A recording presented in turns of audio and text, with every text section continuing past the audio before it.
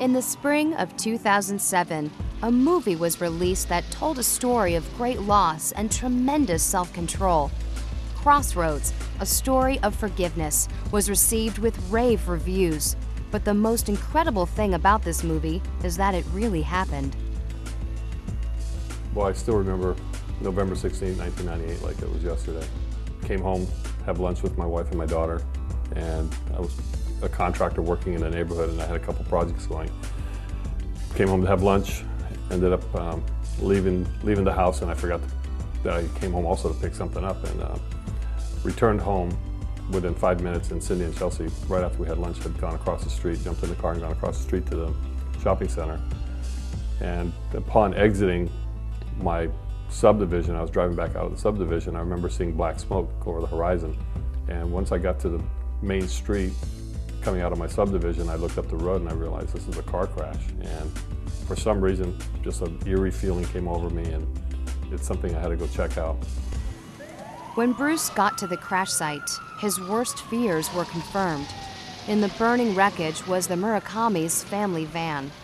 I just freaked out. I mean, I was helpless. I couldn't do anything because these cars were literally exploding. There were 3 vehicles involved in the crash.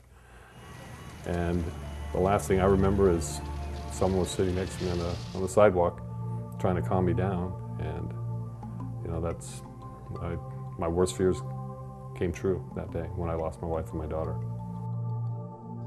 Bruce's life was shattered, but soon his sadness was replaced by another emotion. Right after the crash, it was like several days later that I was walking into a coffee shop, and there was a newspaper stand out front, and I caught the headline, and there was a small little clip on that said, "Police suspect drag racing in death of mother and daughter." And I mean, right there it stopped me dead in my tracks. So I bought the paper and I read it, and I think at that moment I was very angry. A lot of my old self started to come back, and I thought, you know, let me find this guy because I'm going to kill him. I mean, my wife and daughter died over some stupid act that some kid at the moment decided to just engage in an illegal street race in the middle of the day. And I was very angry. Instead of acting on his anger, Bruce realized the value of self-control and instead decided to forgive. The defining moment of my forgiveness with this young man is the day that I met him privately in a room, just him and I, no attorneys, no parents, no nothing. Mr. Gutierrez,